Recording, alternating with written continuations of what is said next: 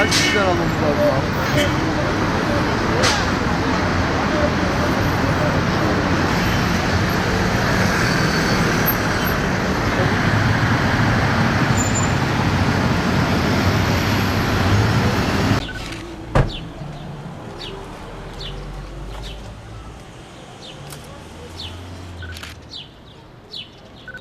Bu şekilde yapıyoruz.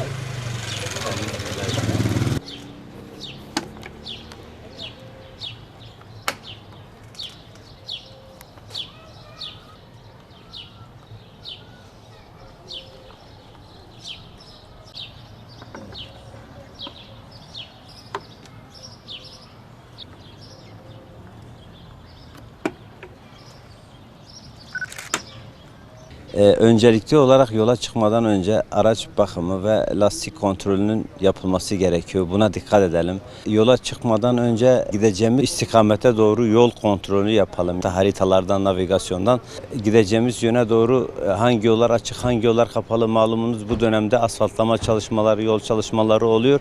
Mağduriyet yaşamamak için nerede yavaşlayıp nerede hızlanacağımızı bilmemiz için bir yol kontrolü yapalım haritalardan. Yine yola çıkmadan önce muhakkak araç içine yanımıza bir miktar su ve gıda olsun. Mümkün mertebe araç sürme sürelerine uyalım.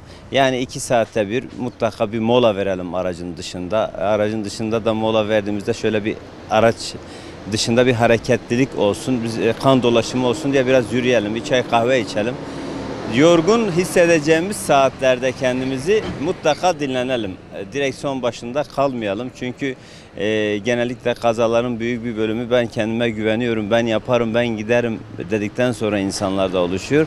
Ama vücut bu. Ben giderim diyorsan dahi vücut götürmeyebiliyor seni. Yoruluyor yani.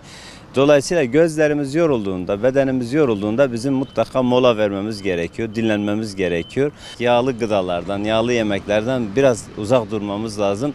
Özellikle seyahatte yağlı yemek tüketmemeliyiz.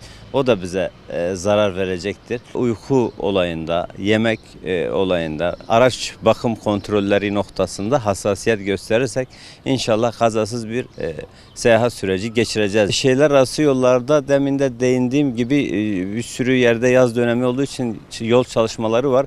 Biz mevcut konulan tabelalardaki hız limitlerine mutlaka uyalım. O tabelalara uyduğumuz zaman da biz daha sağlıklı bir sürüş gerçekleştireceğiz. İşte otobandaki hız limitleri farklıdır, şehirler arası yollardaki hız limitleri farklıdır, şehir içindeki farklıdır. Özellikle de kavşaklara yaklaşırken dikkatli olalım. Çünkü tedbirsiz bir şekilde kavşağa girdiğimizde yavaşlamadan kazaya sebebiyet verebiliyoruz.